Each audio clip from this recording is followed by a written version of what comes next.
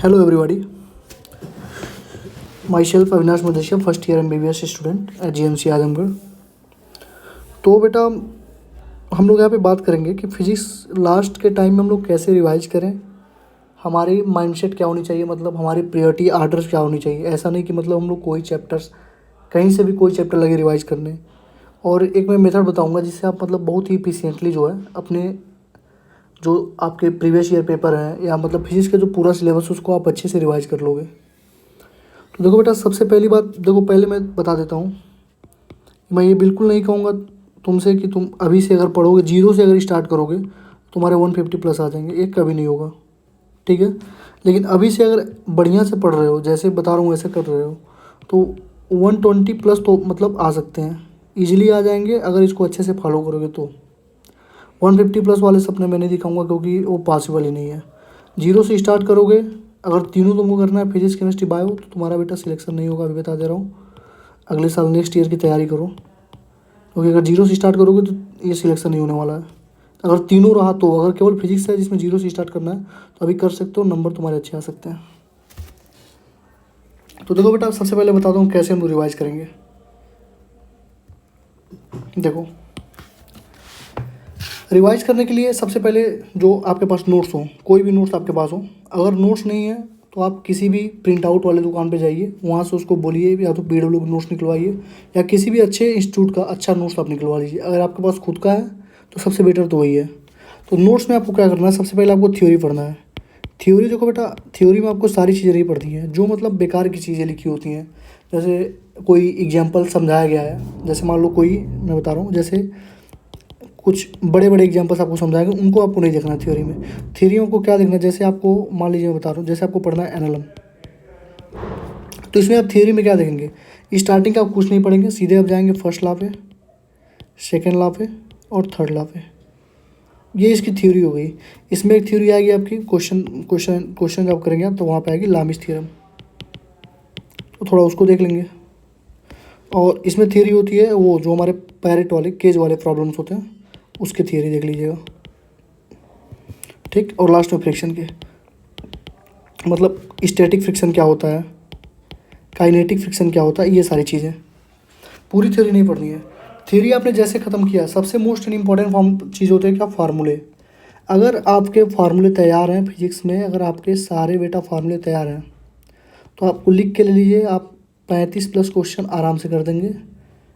1% इसमें गलती होने के कोई चांसेस नहीं होते। थियरी में आप देखो, थियरी में आप गलती कर सकते हो, लेकिन जो न्यूमेरिकल्स आते हैं ना, अगर आपको फार्मूले मालूम है तो मतलब कुछ गलती नहीं होगा, आप सही कर लेंगे, ठीक है।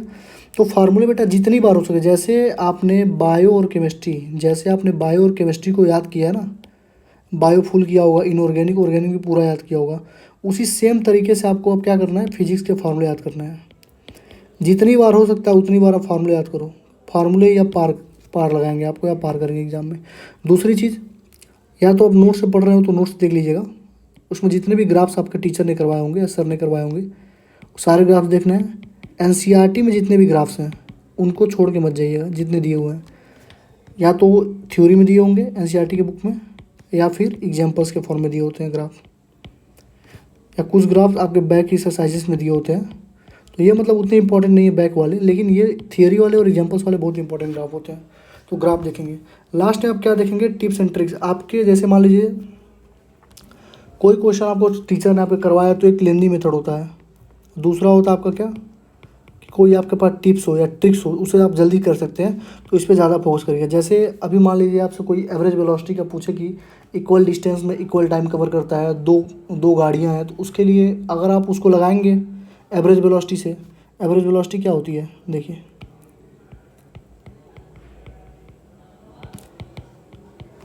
Total displacement upon total time. तो इससे बेटा जब आप लगाओगे थोड़ा टाइम लगेगा, लेकिन अगर आपको दो बॉडी है, अगर आपको मालूम है कि V एवरेज का फॉर्मूला होता है 2V1V2 upon V1 plus V2, ये तुरंत लग जाएगा ना। अगर तीन बॉडीज हैं इक्वल टाइम में ट्रेवल कर रही हैं तो उसमें V एवरेज का फॉर्मूला हो जाता है 3V1V2V3 upon V1V2 V2V3 V3V1। अगर ये सब बेटा याद है तो आपको जो क्वेश्चन होंगे वो जल्दी से लगेंगे।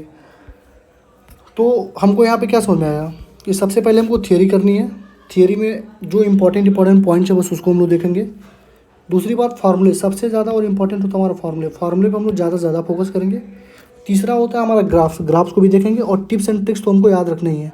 जैसे बायो हम 4 से 5 घंटे देते हैं डेली पढ़ने के लिए, और फिजिक्स में टाइम निकालेंगे और जितनी बार फार्मूले हो सकते हैं उतनी बार आप फार्मूले याद कीजिए, तभी मतलब अच्छे से होगा, नंबर भी बढ़िया। जैसे देखिए मैं आपको एक एग्जांपल देता हूँ। जैसे आपने पढ़ा एटम्स, ठीक है, आपने इसके PYQ वगैरह लगाए। अब एटम पढ़ लिया। अब जब आप अगले दिन न्यूक्लियाई पढ़ेंगे तो ये नहीं कि आप एटम्स को भूल जाएंगे। आप न्यूक्लियाई पढ़िए, कोई दिक्कत नहीं है, लेकिन आप 15 से 20 मिनट निकालिए और कुछ मत करिए। बस जो एटम्स आपने पढ़ा है उसके आप क्या करेंगे, फार्मूले रिवाइज करेंगे, फार्मूले और ग्राफ्स, ठीक। इससे क्या होगा कि ये माइंड मतलब रिटेन लंबे समय तक आपके माइंड में रहेगा और आप मतलब अच्छे से मतलब इजीली रिकैप कर लेंगे किसी चीज़ को। तो ये हमारी थियरी की पोर्शन हो गया। दूसरी चीज़ हमको क्या करना होता है, PYQ देखिए, अगर आप मुझसे पूछें कितने साल के करेंगे, मैं बोलूँगा टोटल जितने जितने आपको मतलब 32-33 साल के हैं सारे करिए, ठीक। अभी बता रहा हूँ क्यों करने हैं। नंबर ऑफ क्वेश्चन देखिए, जैसे क्वेश्चन का नंबर आपको मतलब अभी तक आपने जो किया है, अब उसके अलावा कोई बुक्स वगैरह आप ये सोचें कि कोई नई बुक आई है उसमें से क्वेश्चन कर लेते, तो आपको नहीं करना है। आपके PYQ में जितने क्वेश्चन है उतने बेटा सफिशियंट है, ठीक। और क्वांटिटी करना है क्वालिटी करना, तो बेटा क्वालिटी हमेशा करना। ये नहीं कि आप एक ही तरह के 5 क्वेश्चन कर रहे हैं, ये गलत होता है। आप 5 टाइप के एक क्वेश्चन करिए, ठीक है, ये सही तरीका है। तो आपको जितना ज़्यादा आप वैरायटी में करेंगे क्वेश्चन उतना ज़्यादा आपके लिए अच्छा होगा और बेनिफिशियल होगा। आप पूरे 33 साल का लगाएंगे। अभी बता रहा हूँ मैं, दोबारा तीबारा जब आप रिवाइज करेंगे तो उसके लिए अलग अप्रोच होती है, बता रहा हूँ मैं। देखिए आप दूसरा चीज़ प्रियोरिटी ऑर्डर देखिए। प्रियोरिटी ऑर्डर में बेटा सबसे पहले हम लोग क्या करेंगे, सबसे पहले कोई भी चैप्टर स्टार्ट करना है तो उसका वेटेज हम लोग देखते हैं कि वेटेज किसका ज़्यादा है। तो बेटा सबसे ज़्यादा वेटेज किसका होता है, मॉडर्न फिजिक्स का होता है, ठीक है, और सबसे आसान भी है। तो सबसे पहले आप क्या करेंगे, मॉडर्न फिजिक्स करेंगे। मॉडर्न फिजिक्स में क्या क्या हमारे आएंगे, dual nature of radiation, atoms, nuclei और हमारा सेमीकंडक्टर आएगा। तो सबसे पहले ये करना है। दूसरी उसके बाद क्या करेंगे, क्योंकि देखो अगर इतना कर लिया ना, मॉडर्न फिजिक्स कर लिया, तो इसे मान के चलो 10 क्वेश्चन तो पक्का आने हैं, ठीक है। चारों चैप्टर से मिला के 10 क्वेश्चन आराम से आ जाते हैं। उसके बाद हमें क्या करना है, इलेक्ट्रोस्टेट और इलेक्ट्रोडायनेमिक्स। इसमें देखो इलेक्ट्रिक फील्ड हमारा आएगा, इलेक्ट्रिक पोटेंशियल एंड कैपेसिटेंस आएगा, करंट इलेक्ट्रिसिटी आएगा, मूविंग चार्ज एंड मैग्नेटिज्म आएगा और अर्थ मैग्नेटिज्म आएगा। ये 5 चैप्टर मैंने क्यों लिखा है, क्योंकि इससे देखो टोटल आपके देखो वेटेज बहुत ज़्यादा है। इन्हीं तीनों से अभी आप देखेंगे क्वेश्चन, जब देखेंगे आप मिलाएंगे तो 21 में देख लीजिए या 20 में देख लीजिए, बस इन्हीं तीनों से आपके 10 से 11 क्वेश्चन आ जाते हैं, ठीक। बाकी इन दिनों से 2 से 3 क्वेश्चन आते हैं। और मैंने ग्रेविटेशन क्यों लिखा, क्योंकि देखो बेटा जो फार्मूला इलेक्ट्रिक फील्ड में आप पढ़ोगे, ठीक है, वही सेम फार्मूला आपको मैग्नेटिक मूविंग चार्ज मैग्नेटिज्म में मिलेगा, वही सेम चार्ज ग्रेविटेशन मिलेगा। जैसे मैं आपको एक एग्जांपल देता हूँ, जैसे आपने इलेक्ट्रिक फोर्स का फॉर्मूला पढ़ा होगा तो क्या पढ़ा होगा कि फोर्स इज इक्वल टू, मैं दिखा रहा हूँ, ये देखिए आपने पढ़ा होगा कि फोर्स इज इक्वल टू होता है के Q1 Q2 अपन R²। इलेक्ट्रिक फील्ड है, तो ये ग्रेविटेशन जब आप पढ़ेंगे तो ग्रेविटेशनल फोर्स क्या होगा, के की जगह आप लिख दीजिए G कांस्टेंट बना लीजिए, Q की जगह M1 M2 अपन R²। कुछ करना नहीं होता है, के को रिप्लेस कीजिए G से, ठीक, और Q को रिप्लेस कीजिए मास से, सारे फार्मूले सेम होते हैं। इसलिए जब आप इलेक्ट्रिक फील्ड इलेक्ट्रिक पोटेंशियल पढ़ लेंगे तो आप ग्रेविटेशन में भी आसानी होगी और मूविंग चार्ज में आसानी होगी, क्योंकि सारे के ग्राफ्स और फार्मूले लगभग बराबर ही होते हैं, सेम ही होते हैं, ठीक है। तीसरा सबसे ज़्यादा वेटेज वाला जो हमारा है वो हमारा रे ऑप्टिक्स है। तो ऑप्टिक्स में देखो बेटा क्या होता है, सबसे ज़्यादा ऑप्टिक्स इसलिए वेटेज में है क्योंकि रे ऑप्टिक्स भी आएगा, वेव ऑप्टिक्स आएगा, इलेक्ट्रोमैग्नेटिक वेव्स आएगा इसमें। तो इन तीनों से बेटा मिला के समझ लो 6 से 7 क्वेश्चन हमेशा हर साल आते हैं, ठीक। बाद में मैंने ऑसिलेशन और वेव्स क्यों डाला है, क्योंकि जब आप वेव ऑप्टिक्स पढ़ लोगे वही वेव ऑप्टिक्स के लगभग 50% जो होगा ना वही हमारे वेव्स में है। एम्पलीट्यूड, डिस्प्लेसमेंट, ये सारी चीज़ें। तो इन दोनों का आप कर लीजिएगा इसके साथ में, बेनिफिशियल होगा, साथ में कंप्लीट भी हो जाएगा। 6-7 इससे आ जाएंगे और 2 से 3 क्वेश्चन इससे आते हैं। अब आ जाइए यूनिट एंड मेजरमेंट पे। इसको सारे टीचर्स मतलब लास्ट में पढ़ाते हैं, लेकिन मेरा मानना है कि इसको आपको पहले पढ़ना चाहिए, क्योंकि यार यूनिट एंड मेजरमेंट से हर साल 3 से 4 क्वेश्चन आते हैं। वो शायद मतलब भले ही वो अलग अलग चैप्टर से आ रहा हो, मान लो इलेक्ट्रोमैग्नेटिक इंडक्शन से आ गया, परमिटिविटी पूछ लिया, स्टीफेंस कांस्टेंट पूछ लिया, लेकिन यूनिट एंड मेजरमेंट का ही है वो, तो बहुत इंपॉर्टेंट होता है यूनिट एंड मेजरमेंट। इसको जरूर कंप्लीट कर लीजिएगा चौथे नंबर पे। 5वें नंबर पे आप मैकेनिक्स के 3 चैप्टर कंप्लीट कीजिएगा। कौन कौन से? वर्क, पावर, एनर्जी, ठीक, और न्यूटन्स लॉ ऑफ मोशन, तो ये तो करना ही है। दूसरी चीज़, इन दोनों से एक एक क्वेश्चन आएगा, उससे ज़्यादा नहीं आएगा। अधिकतर आप फोकस करिएगा कि वर्क, पावर, एनर्जी में पावर पे आप ज़्यादा फोकस करें, ठीक। उसके बाद देखिए आप,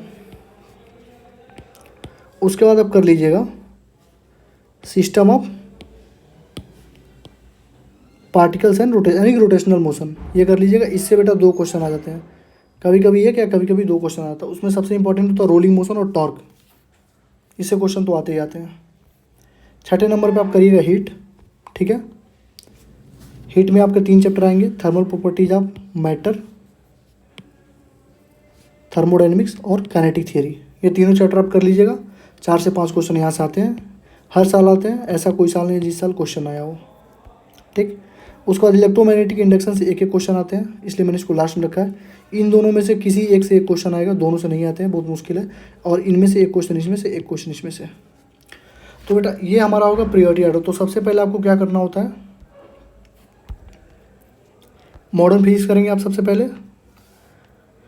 मॉडर्न फिजिक्स में 4 चैप्टर हैं, dual nature of radiation, atoms, nuclei और सेमीकंडक्टर। फिर आप करेंगे इलेक्ट्रोस्टेट और इलेक्ट्रोडायनेमिक्स, मतलब कि जो 12th का हमारा लेसन नंबर 1 से लेकर लेसन नंबर 5 तक, पहले इसको कंप्लीट करिए, क्योंकि 10 से 11 क्वेश्चन मान के चलिए, 12-13 क्वेश्चन तो आएंगे। अगर मूविंग चार्ज मैग्नेटिज्म भी ऐड कर दिया जाए तो 12 क्वेश्चन तो आराम से आ जाएंगे इससे, तीनों मिला के। कैपेसिटेंस पे थोड़ा फोकस कर लीजिएगा। ग्रेविटेशन बोला हूँ क्यों करना है, क्योंकि सारे फार्मूले सेम होते हैं, इसलिए ग्रेविटेशन भी हमको साथ में ही करना है। उसके बाद हमारा आता है ऑप्टिक्स। ऑप्टिक्स में बेटा बहुत इंपॉर्टेंट है, 6 से 7 क्वेश्चन मिलेंगे, ये तीनों चैप्टर मिला कर, रे ऑप्टिक्स, वेव ऑप्टिक्स और इलेक्ट्रोमैग्नेटिक वेव से। एक क्वेश्चन इससे आएगा, वेव ऑप्टिक्स से एक क्वेश्चन, 2, और इससे आते हैं 2 क्वेश्चन, 4 क्वेश्चन ये हुए। और ऑसिलेशन वेव से 2-3 क्वेश्चन, तो टोटल हमारे कितने होंगे, 6-7 क्वेश्चन इससे आ जाएंगे। यूनिट एंड मेजरमेंट से 3-4 क्वेश्चन आते हैं, इसलिए इसको यहाँ पे रखा हूँ। इन तीनों से मिला के मान के चलिए आप 4 क्वेश्चन आएंगे। और पावर एनर्जी से एक क्वेश्चन आता है, एनएलएम से एक क्वेश्चन आएगा, कभी कभी आता भी नहीं है। और इससे तो 2 क्वेश्चन तो आने ही हैं, अधिकतर टॉर्क पे और रोलिंग मोशन पे आता है। उसके बाद हमारा हीट है, हीट में हमारा 4 से 5 क्वेश्चन तो आएगा ही आएगा। इलेक्ट्रोमैग्नेटिक इंडक्शन से एक, अल्टरनेटिंग करंट से एक, काइनेटिक से एक, और मैकेनिकल प्रॉपर्टी और सॉलिड और लिक्विड से एक एक क्वेश्चन। ये हमारी बातें हो गई कि मतलब प्रायोरिटी ऑर्डर हम लोग क्या रखें और कैसे रिवाइज करें। अब आते हैं स्टार मार्क मेथड पे। देखिए स्टार मार्क मेथड क्या है, जैसे आपने खोला क्या कोई चैप्टर, काइनेटिक्स में मान लेता हूँ, ठीक है। इसमें टोटल है 50 क्वेश्चन, ठीक है। अब जब बेटा टोटल इसमें 50 क्वेश्चन है, तो अगर आपने जब इसको पहली बार बेटा जब आप लगाओगे 50 क्वेश्चन को, तो पहले तो डायरेक्ट तो लगाओगे नहीं, सबसे पहले क्या करोगे, नोट्स पढ़ोगे, ठीक। उसके बाद नोट्स पढ़ने के बाद आप क्या पढ़ोगे, फॉर्मूले पढ़ोगे, फिर ग्राफ देखोगे और टिप्स एंड ट्रिक्स देखोगे। बहुत ज़्यादा दिक्कत होती है क्वेश्चन लगाने में, तो नोट्स पढ़ने में बेटा जब कोई टॉपिक आता है तो उसके नीचे टीचर ने क्या किया होता है कि देखो ये नोट्स पढ़ा, टीचर ने क्या किया होता है, नोट्स के नीचे हर एक टॉपिक का 4 से 5 क्वेश्चन कराया होता है। तो ये 4-5 क्वेश्चन नहीं करना बेटा, उसमें से बस आप ऊपर के 1-2 क्वेश्चन कर लेना, उतना सफिशियंट होता है। अगर बहुत दिक्कत होती है तब नहीं, अगर दिक्कत है नोट्स और फॉर्मूले वगैरह से सारी चीज़ें हो जा रही हैं अगर आपके, तो इसकी भी ज़रूरत नहीं है हमें, ठीक। तो हम लोग क्या करेंगे, देखिए